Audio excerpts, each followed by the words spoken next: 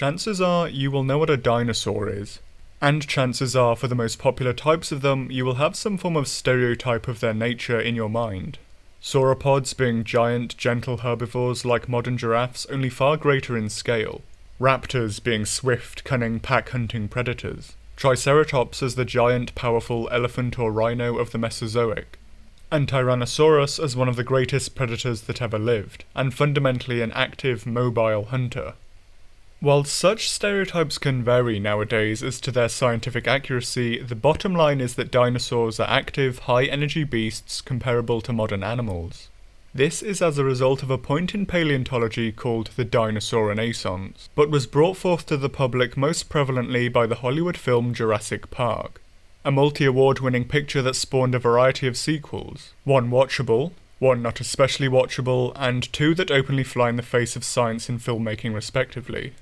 As such, this is often a debate between scientists, filmgoers, and people who are both as to the role of dinosaurs in film, and more specifically the Jurassic franchise.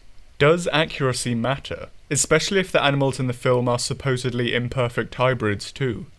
Due to the role of the first film, I argue that it does. So here we'll explore just why the first film mattered, the multifaceted failure of Jurassic World, and if modern depictions of scientifically accurate dinosaurs could cut the mustard for Hollywood.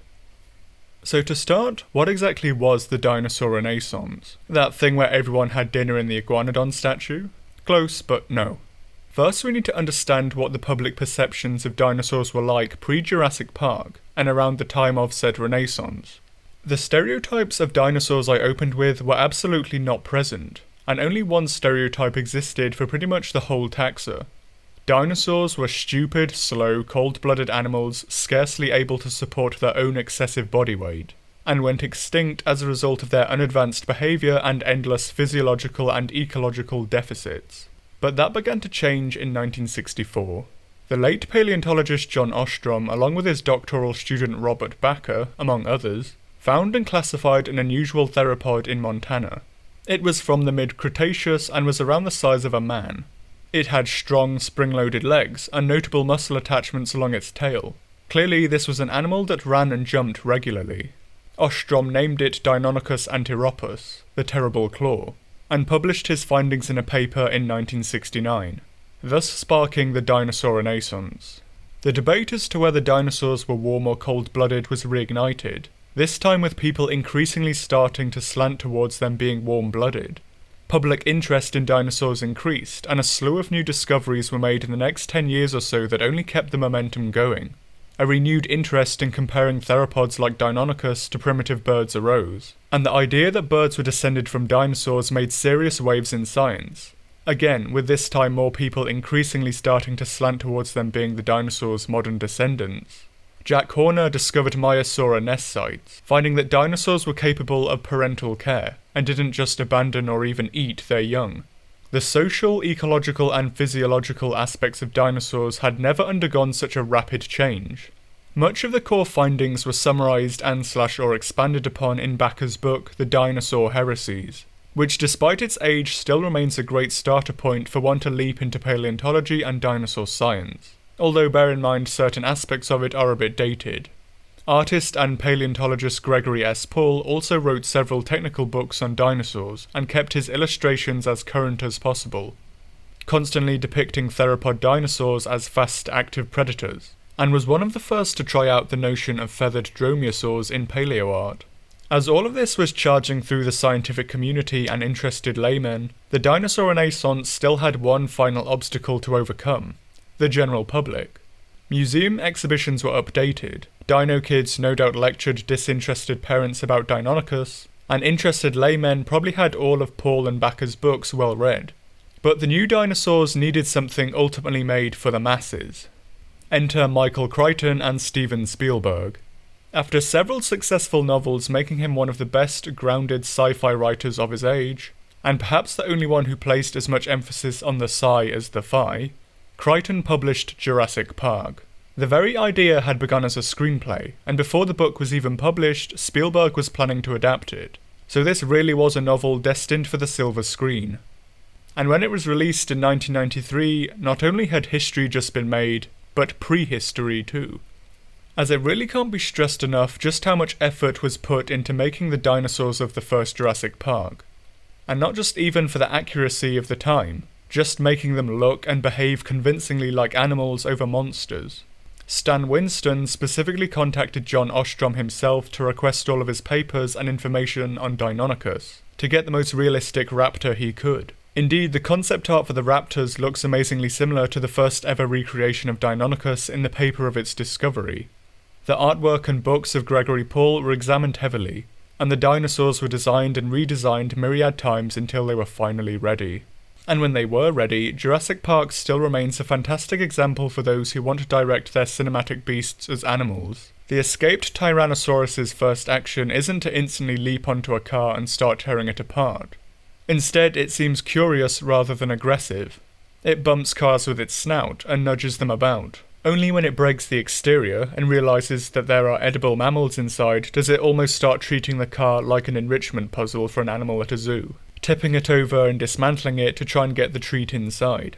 In an especially thoughtful moment, it bites a tyre which deflates, creating a hissing sound that would sound like a living animal that quickly draws a second bite from the wrecks. It's just a very well thought out scene, because the people creating this film really did care. And it's worth noting the characters themselves embody this too. There's a popular meme about how every disaster movie starts with a scientist being ignored, but Jurassic Park made the scientists the main characters. It made paleontological science cool, and gave a very positive portrayal of women in STEM too, with countless children wanting to grow up to be Dr. Grant or Sattler.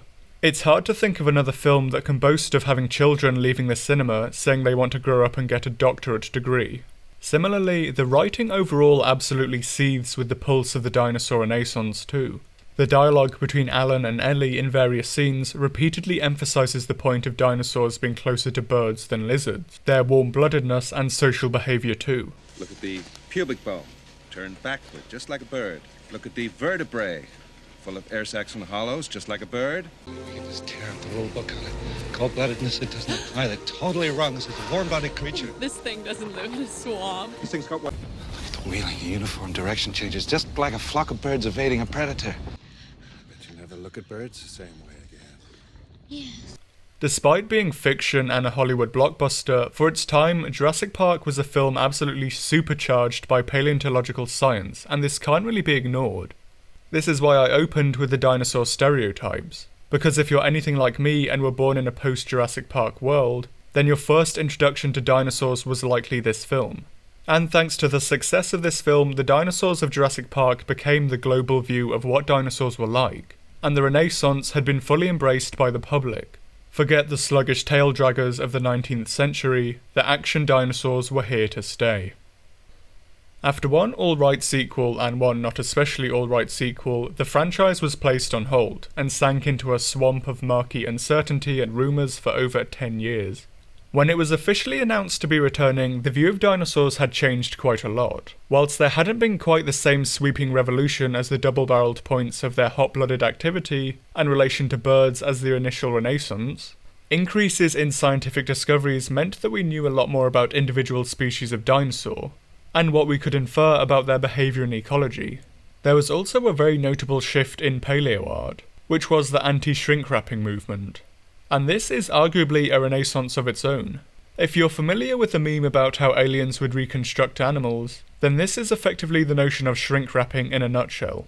It's depicting an animal with just a thin layer of muscle and then very tight skin, completely ignoring the idea of fat deposits, crests, wattles, and really any soft tissues that didn't immediately serve a mechanical function. Feathers, quills, and any other external integuments are also ignored.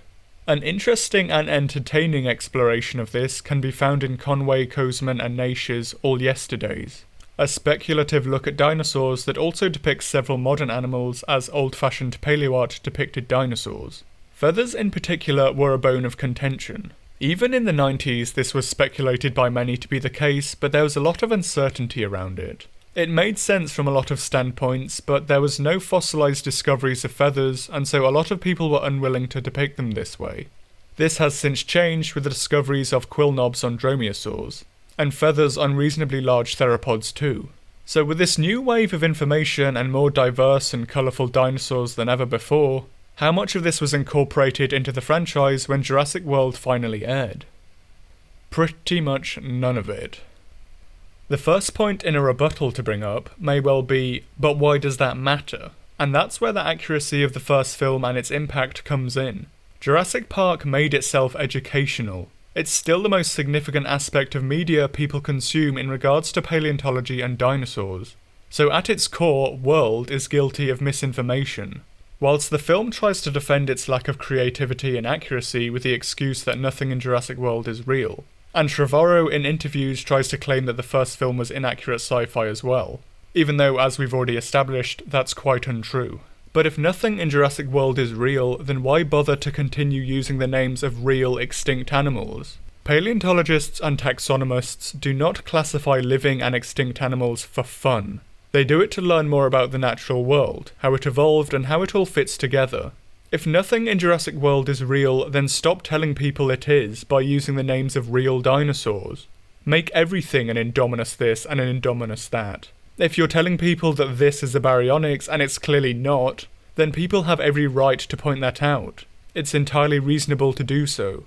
By all means call it the Crocomorphodon or the Umbongoceratops, but don't try and use some vague sci-fi garbage to defend what is fundamentally lazy design. It's astonishing Trevorrow says he doesn't want to tell kids that fictitious dinosaurs actually exist. I didn't want to make up a new dinosaur and tell kids it's real. When this is exactly what he's doing. With the exception of the T-Rex, there are no excuses that can be borrowed from the first. These are new, updated batches of dinosaurs. In the book, Hammond wanted real and Wu wanted domestic. The meta-excuse of satisfying those familiar with JP dinosaurs doesn't exist, because other than the T-Rex that escaped, almost no one ever saw them. The audiences in this universe never saw their copy of Jurassic Park, and so presumably never had the Renaissance brought to the public. They wouldn't know what to expect. So when Trevorrow tells kids that these freaks are Velociraptor, he's telling them that fictitious dinosaurs are real. And not just with dinosaurs too, with the giant saddle-backed mosasaur as well, and the pterosaurs. This is especially grating considering that it was claimed that it was designed in homage to the Stan Winston designs of the original Jurassic Park dinosaurs. Stan Winston methodically researched his designs to be as good as they could be for the science at the time. I find trying to compare this oversized CGI Leviathan to Winston's painstaking work is titanically disrespectful. Perhaps the zenith of these questionable designs comes in the form of the Indominus Rex, a genuine genetically engineered theme park monster. The Indominus is laden with dim cinematic animal tropes and nonsensical writing, but its first crime is being, well, boring. Despite the fact it's supposedly meant to personify excess in both real life and a meta sense, there is nothing excessive about it. It's just a generic theropod design and that's about it. If you don't know much about dinosaurs, then you'd probably just assume it was some distant T-Rex relative. There is nothing about it visually to the layman that suggests it's wrong or artificial. In Guillermo del Toro's advice on creating monsters, he says at a glance that the monster must tell you its story and purpose and what it represents. There is nothing about the Indominus that says this. Film is a visual medium and instead Trevorrow decides to tell and not show. And this is bizarre. In a film of over-the-top inaccurate CGI monsters, the one thing that should tick all of these boxes is instead incredibly plain. Trevorrow had carte blanche to go hog wild with this and instead decided to ruin the actual dinosaurs whilst making the Indominus bland. This was also the opportunity to satisfy both worlds, having an old-fashioned hybrid dinosaur that would tick the quota for the few genuinely adamant enough that realistic dinosaurs are dull, and would thus allow for the actual animals to be done realistically. If you want some more interested hybrid theropod designs, then the hashtag #BuildABetterFakeTheropod has a number of creations all better than the Indominus. And for the record, I'm far from opposed to a hybrid dinosaur in this series. It is indeed a direction that was always hinted at in the books, and as I'll explain later, it represents a chance to explore our relationships with animals in our own world. The Indominus is just a miasma of lazy monster writing too, playing host to perhaps the big daddy of all the dim animal attack cliches. It's killing for sport. So let's actually explore if this is justified. In zoology, this behaviour is called surplus killing, and it's present in mammalian carnivores. This is because it's disadvantageous for them to pass up a free meal. Let's say we have a leopard in a period of drought. and it comes across a group of struggling impala mired in the mud of a dried waterhole. The leopard will likely kill all of them, even if it can't eat all of them before they rot. It will still have more than one meal from this killing session, however, and that may mean the difference between the animals starving or not due to how unpredictable life is. Carnivores don't kill everything, however, because prey have anti-predator defenses. They can hide, run, or stand and fight. As such, it's very rare for a carnivore to actually get the genuine chance to surplus kill, and typically it only happens in freak conditions or adverse weather that prevents prey escaping. It's very frequently associated with predators taking domestic stock, as this presents an ideal scenario for it. A large group of animals with their anti-predator mechanisms bred out of them via domestication in an enclosed space. What is not an ideal scenario for it is a literal herd of Apatosaurus. These were giant dinosaurs that relied on their huge size for protection, and could easily knock any theropod dinosaur flat on its ass with a swoop of its neck or tail. The notion of something as unimpressive as the Indominus just hurricaning through them all is ridiculous. If it did, why wasn't Blue literally sliced in half here, or why did the T-Rex last more than 1 second against it? This is literally something Disney's Dinosaur understood, as well as just generally being a better film, with a cooler fake theropod too. Another bizarre point made about the Indominus is, you cannot have an animal with exaggerated predator features without the corresponding behavioral traits. And to be honest, it's hard to know where to begin here, as this is just not how any of this works. Behavioral traits do not correspond to anatomical features for predation. There is a basic minimum of physical traits needed for an animal to subsist via predation, and they are completely independent of aggression. Malice does not exist in the animal kingdom. Aggression is not only seen in carnivores, and there's a good argument that a lot of herbivores are actually more aggressive. Elephants undergo yearly hormonal death rages despite not being carnivores. Hippos kill far more people than lions, and in India elephants kill far more people than any predator. Predators have to kill, yes, but they also have to be selective with their prey. And larger carnivores do not suddenly become hyper-aggressive the larger they are. A lion is no more aggressive to a smaller leopard or hyena than a fox is to a smaller stoat or marten. Plenty of predators are known for their timidness or indifference to man despite their size and success as carnivores. And again, it's worth noting that these are points that the first film would never have done because the people involved actually did their research. It didn't have to rely on ridiculous pseudoscience or plot contrivance because it was well written with a dedicated team. The Indominus also suffers from greatly inconsistent writing. It's unable to pull Gray away from Zack and Owen, but it's able to kill 6 Apatosaurus in one salvo.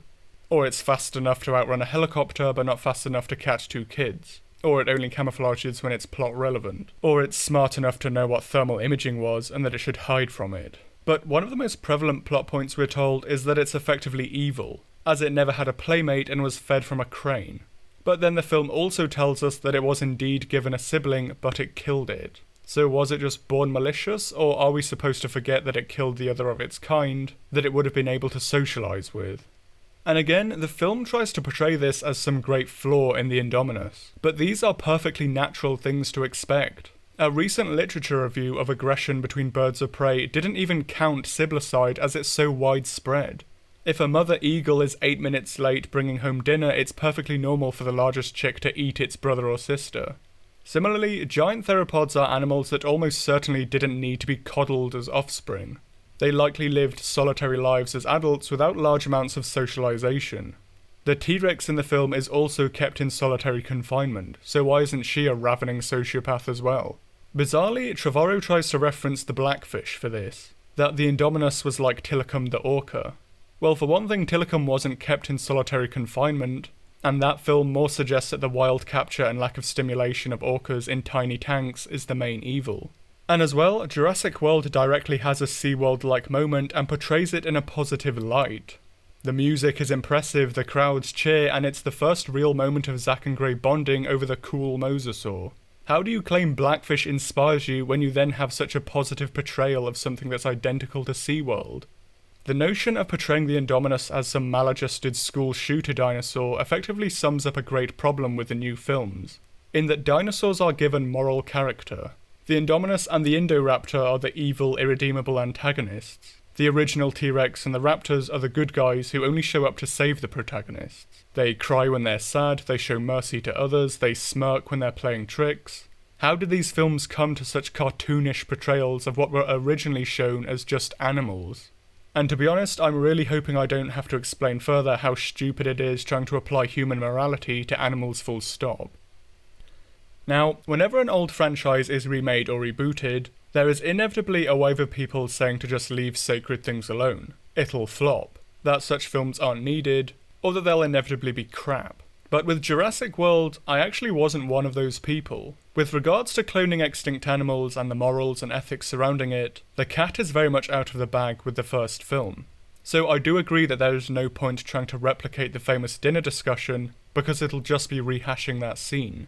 But that didn't mean Jurassic World had to be a film that refused to give you anything to think about. In 2020, the world had to navigate a pandemic almost certainly caused by our abuse and consumption of the natural world. That in turn led to a show fundamentally driven by animal abuse being a global hit. Whilst both of these events occurred after Fallen Kingdom, let alone Jurassic World, the climate was still ripe for Jurassic World to be an exploration of our often one-sided relationship with animals. There is nothing better to explore this than with a group of animals that have no rights because they've been artificially bred. Each of the screenshots shows a moment that could have been genuinely interesting in the film. The mosasaur scene directly references practices at SeaWorld, but as I said earlier, is portrayed as nothing but positive and impressive despite the impact Blackfish had. Despite Trevorrow claiming it influenced the film, this doesn't really seem to be the case. The petting zoo is another notable and related example. As a general rule of interacting with animals, if you wouldn't do it in the wild with that animal, then there are probably reasons you shouldn't do it in captivity either. A film that came out at the same time as Jurassic World, Blood Lions, is an expose of both canned hunting and the lion cub industry. How tourists are given an experience just like this with abused, malnourished lion cubs that are then often sold into captive hunting once they're adults. It's hard to believe this has been going on without at least one child being gored or stepped on. And if the film is so keen to try and portray dinosaurs as giant puppies that need love and training from birth, then what's it going to do to these individuals that they have to cart screaming kids on their back all the time? Especially when half of the kids just seem to be keen on chasing them around too. I'm not saying the film should have gone full Blood Lions, but that would have actually been a really interesting part of the story, if they sold off the adults to insecure trophy hunters trying to be Roland Tembo. But places with a history of animal interaction often tend to have a history of disasters as well. For an organisation that allows things like this, you don't need to have a contrived dinosaur escape. When giving into a public that demands selfies and animal interaction will almost inevitably lead to disaster. The raptor training aspect also ties in here. Some say that there are only 10 or so stories that we just keep using in different formats, and if you believe that, then Jurassic Park is just Frankenstein, which in turn is also just Prometheus. But either way, that's because this is a great story. Hammond and Masrani were both good men, but there's no doubt the parks they built incorporated a lot of ego. In Masrani's case, it openly led to his demise. It's almost inevitable that the type of organisations they built would draw someone believing that they could tame dinosaurs. And this doesn't have to be for military purposes, which outside of something like a dromaeosaur being used to replace a military working dog is quite ridiculous. In a world where we still have people allowed to ride elephants, bullfighting and putting their heads in crocodile mouths for entertainment, human ego, especially when marketed for entertainment in such a place as the parks, is all that's really needed for an inevitable disaster in front of dozens of people. And similarly, what happens if you tame a dinosaur and want to take it further? You only have to look at man's best friend to see how our desire to make things cute can completely ruin a sentient animal's quality of life for vain aesthetic purposes. The Indominus could have been a tragedy, something designed by vanity to be more powerful than any natural predatory dinosaur, and yet despite being completely dependent on man for its continued survival. When it uses this man-made power to break free and destroys the very structures supporting it, it ultimately leads to its own demise, unlike the dinosaurs at the end of the first film. It was only ever going to be artificial, through and through. It's common to say whenever someone suggests an alternative to a story, to claim that they're just salty because they didn't get what they want. But following Blackfish was a perfect time to capitalise on this with a timely and dramatic film that still gave you something to think about in regards to our relationships with animals, especially in entertainment. The first film certainly gave us a lot to think about with how we play God, genetic engineering and chaos theory. It was a smartly written film and a similarly thoughtful book. Thus, I didn't and still don't think it's unreasonable to expect a film restarting the franchise to be equally well written, with its own well-established talking points, with a similar production value in regards to the accuracy of its dinosaurs, instead of being completely reductive in its attitudes to paleontology, science, or our treatment of animals. After all this discussion of dinosaurs, science, the advancement of paleontology and its portrayal in the media, it's worth asking, where are we now with the stars of Jurassic Park? Can modern and scientifically accurate dinosaurs still wow audiences in Hollywood? And who else can beef up the cast list? The short answer, I believe, is yes. The long answer will be the remainder of this video. But before we dig into some science, let's start by discussing the notion of feathers. And that is that I have no idea where the notion of feathers being scoffed at as unscary or impressive, or resulting in fan outbursts, really comes from. It was many years ago now, but I have no memory of the government having to quell riots in the streets at the release of Dinosaur Planet and its feathered Velociraptor and Pyroraptor.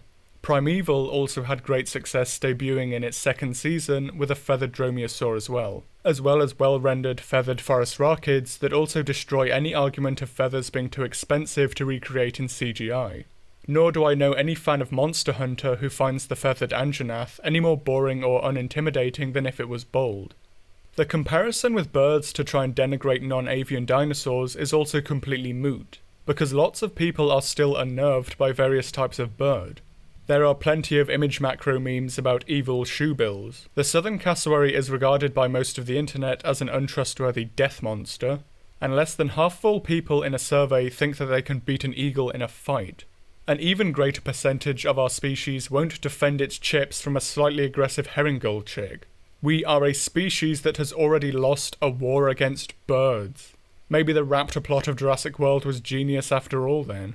I have no idea why Spielberg and Trevorrow think people are going to be laughing off what is effectively a giant ground eagle plunge diving into someone's bowels. The notion of feathers being unthreatening is completely baseless. At its core, an unwillingness to incorporate feathers is just laziness. If feathers were unthreatening, which they aren't, then it wouldn't matter. A talented director can make anything threatening if he is skilled. It's only the untalented ones that have to rely on CGI lizards. There is also a trend with some people trying to decry feathers as either garish, bland, or goofy, but this really is nonsense. There are plenty of images of feathered dromaeosaurs that don't compromise on visual appeal and style.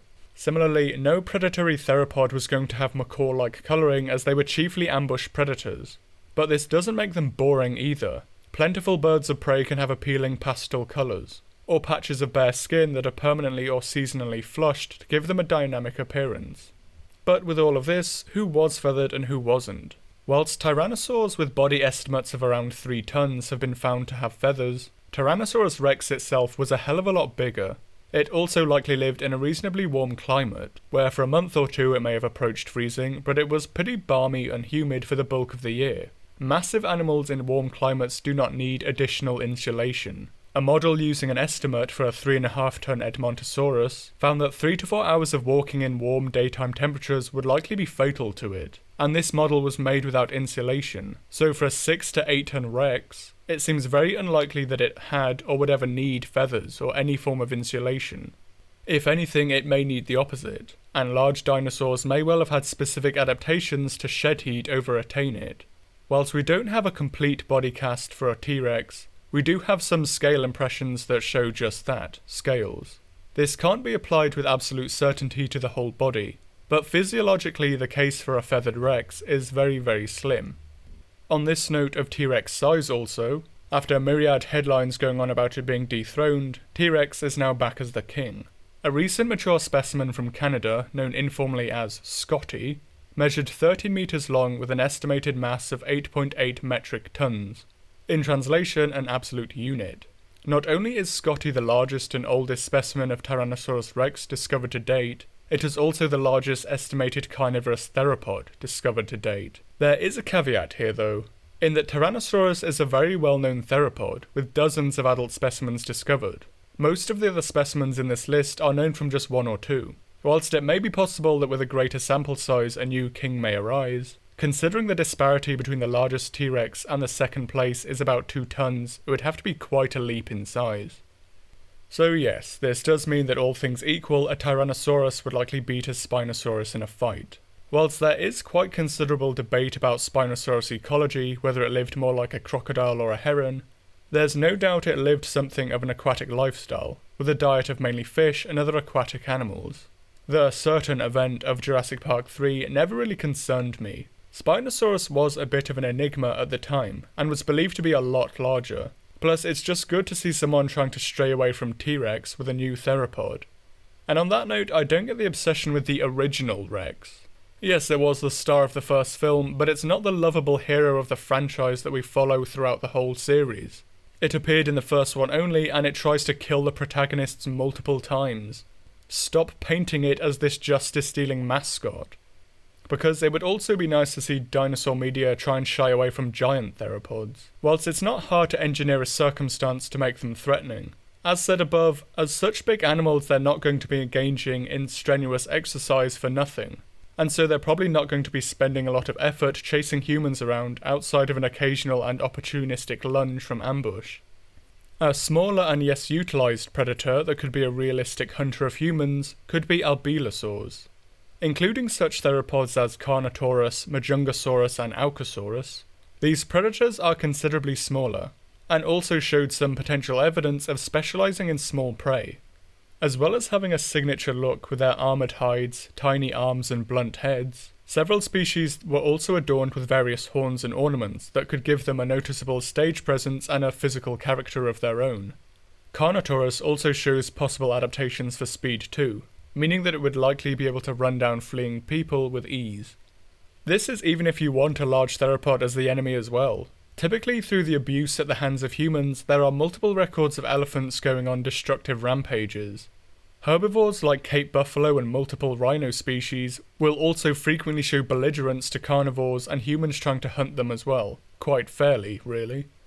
Sauropods, ankylosaurs, stegosaurs and ceratopsians were all huge animals adorned with considerable weaponry.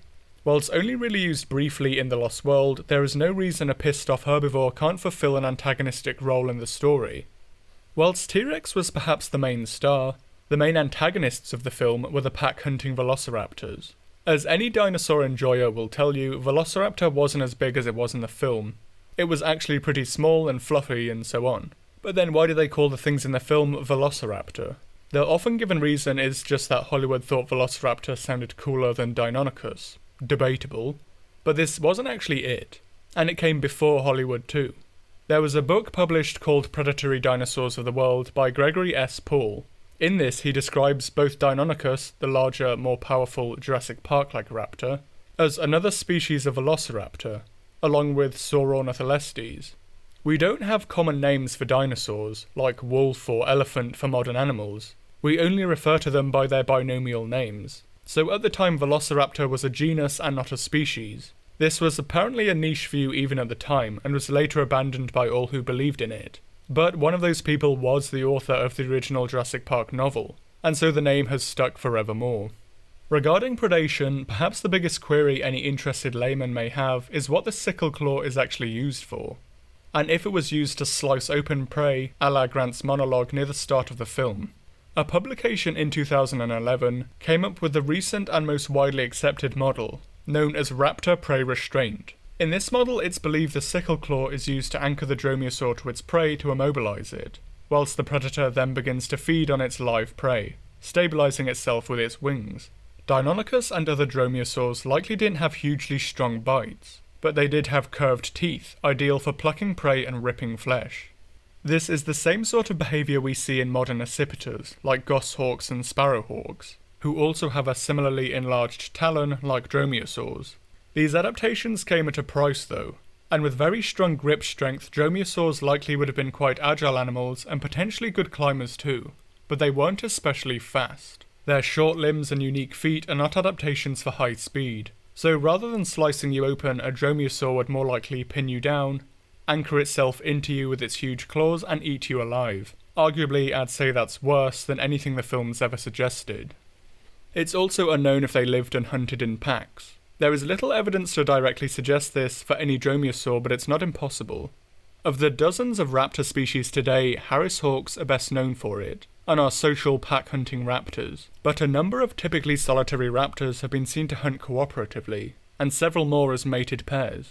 Whilst pack hunting may not have been universal in dromaeosaurs, it's not an unreasonable speculation that at least one species did so, or that mated pairs may have hunted together. Such social units, often referred to as packs, are typically just extended or nuclear families, and there's some evidence to suggest that Deinonychus at least didn't stay and hunt as a pack with its adult offspring. Stable isotope analysis finds that young Deinonychus ate different prey to their parents, and thus were almost certainly not functioning as a family unit once the chicks were large enough to leave the nest. So a full functioning pack of raptors is possible, but unlikely. But I don't find this especially damning, as the first film made great use of just a pair of them for all their major scenes. At the end of the day, the biggest casualty of a realism update probably wouldn't be the dinosaurs, but pterosaurs. Both Jurassic Park 3 and Jurassic World feature Pteranodon, ridiculously portrayed as a ravening man-eater. And whilst I can sort of understand this in 3, as they would have been under great nutritional stress in their abandoned cage with only whatever got in via the gaps and the river, and so were probably ready to eat just about anything, as well as the fact they were protecting their young. But there was little doubt Pteranodon was likely a fish-eater, or at very least in no condition to take down adult men. Dimorphodon in real life was just too small to really do anything to anyone. But is there a pterosaur that could eat people? Quite possibly. The largest pterosaurs were the Azhdarchids, and despite their giant wings, it's believed they lived and hunted like a marabou stork, or a ground hornbill as terrestrial stalkers, spending most of their time primarily on the ground, wandering on all fours for food. They were decently mobile too, capable of both running on all fours and a swift takeoff using their arms to launch themselves into the sky. Much like the birds they're considered to be analogous to, food counted as anything that they could swallow. One in particular, Haetigopteryx, was built considerably beefier than other Azhdarchids, as it lived on a series of islands home to dwarf dinosaurs where it was likely the top predator. The enormous size of these pterosaurs means it's quite likely human would be on the menu if InGen ever decided to bring them back and things went south. All in all, it's clear that there was a rich and diverse cast of prehistoric animals that could serve as threats, obstacles and antagonists to human heroes, without compromising on scientific accuracy or cinematic thrill. Oh, and I realised in the course of this video I completely ignored the inaccurate Jurassic Park Dilophosaurus. This is indeed pure fiction, but it's much easier to accept a fly in the soup when the rest of the soup is actually good soup, and not just a bowl full of flies. So to briefly give my thoughts on the various films of the franchise, I think I've made it quite clear that I love the original. There is not much else to say other than perhaps it's in joint place for my favourite film of all time. And I'm absolutely not a fan of Jurassic World. When I watched these two films back to back for this video, one thing that absolutely stuck out to me was trying to rationalise what people are in these films for, because I genuinely struggle to believe anyone who loves Jurassic Park as a suspenseful, well-written masterpiece can then also enjoy Jurassic World as anything other than having some CGI monsters flopping around. I know a lot of people disliked Fallen Kingdom, even those who liked World, and yes, I did as well. If it seems like Fallen Kingdom has gotten a free pass here, it hasn't. As the one that rebooted the franchise, World was always going to get my ire for starting this trend. I think Fallen Kingdom is absolutely as bad as World, but is perhaps less egregious as a film. I definitely believe Fallen Kingdom more tried to do its own thing, and it didn't do it well, but it gets points for trying. World I find much more offensive, and the microcosm of this is when Zack and Gray first arrive at the park, and are greeted by the same music as the original for a mass of CGI buildings. The original used that theme for the first time when a group of paleontologists, and indeed the audience, saw living dinosaurs for the first time. In Jurassic World, it's just blatant nostalgia baiting for a visual that impresses absolutely no one. It's just a parasite on the original film with nothing solid of its own to offer.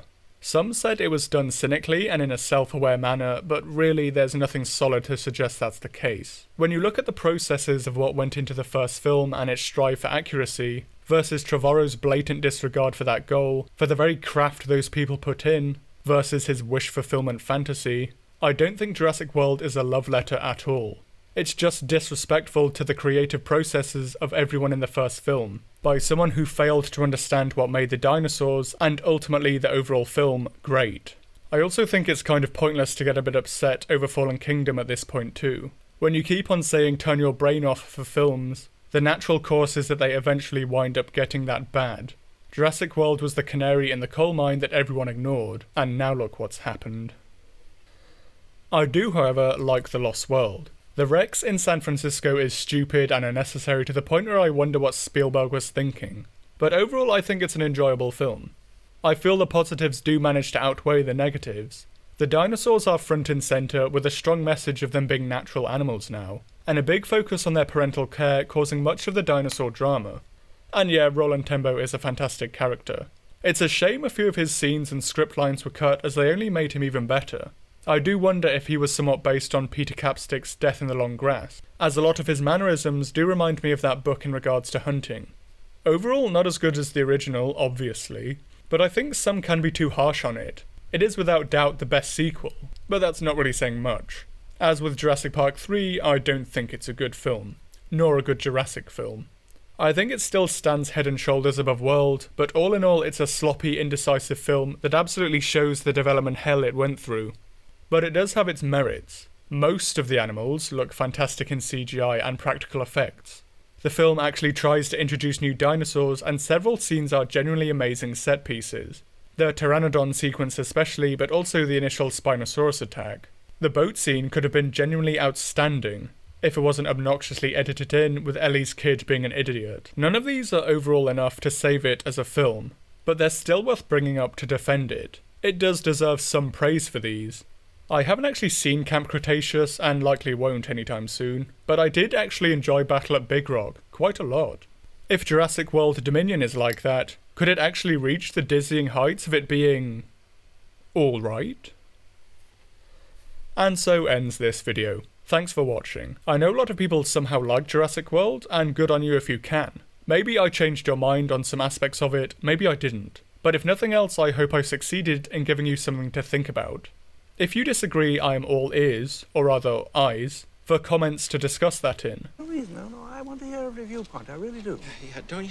If this is your first of my videos that you're watching and you enjoy learning about the potential science behind monsters in fiction, do consider subscribing. And if you do that, don't hesitate to suggest other films and monsters you'd like to see covered too. And if you don't, I can only hope you at least enjoyed this particular dive into dinosaurs and the Jurassic franchise. To my usual subscribers, I'll save more of a debrief regarding the last video for the next Monster Hunter topic, but if nothing else, message received on Glavenus's intelligence.